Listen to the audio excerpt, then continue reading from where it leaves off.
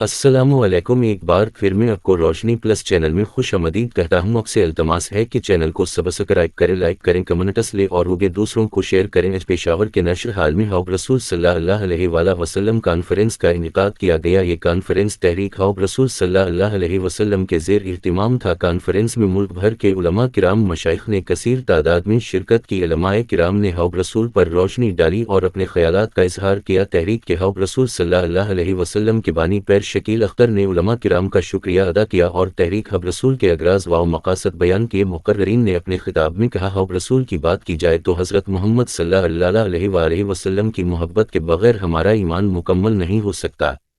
رسول اکرم کی محبت دین اسلام کی اصل بنیاد میں ہے۔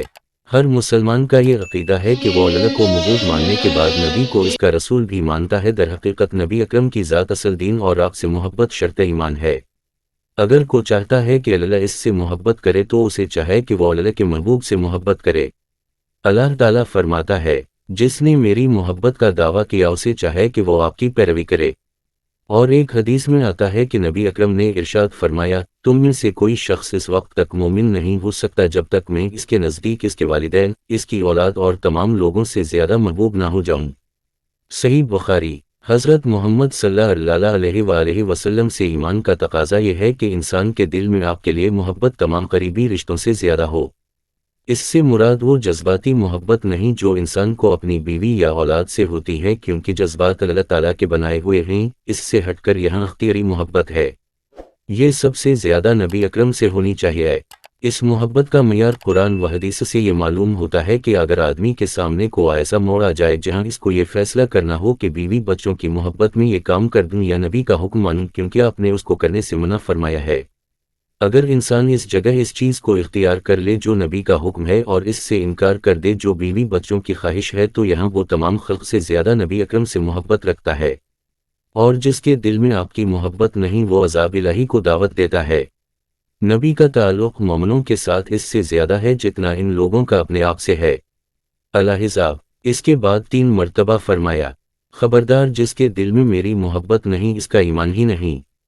دلائل الخیرات۔ وہ ذات جو اپنی امت کی بخشش کے لیے اللہ سے دعا گو ہو، اس سے محبت نہ کرنا ہمارے ایمان کو کامل نہیں کر سکتا۔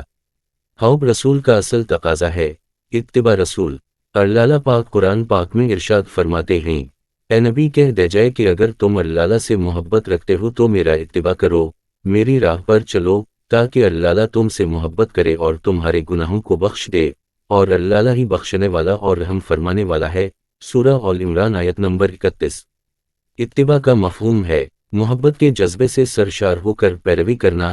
اتباع کا تقاضا صرف یہ نہیں کہ حضرت محمد کے قول پر عمل کیا جائے بلکہ ان کے فعل کی بھی پیروی کی جائے۔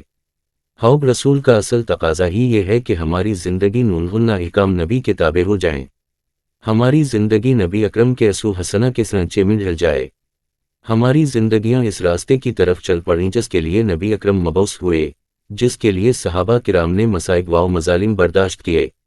اسے ملک نصر اللہ عزیز مرحوم نے ایک بڑے سادے انداز میں بیان کیا ہے، میری زندگی کا مقصد تیرے دین سرفرازی میں، اسی لیے مسلموں میں، اسی لیے نمازی اور رسول اللہ کی سچی محبت کا تقاضا امر بالمعروف و نہی عن المنکر ہے۔ اللہ تعالیٰ کا فرمان ہے، اور جو تمہیں رسول اللہ دیں اس کو تھام لو اور جس سے منع کریں اس سے رک جاؤ۔ الحشر۔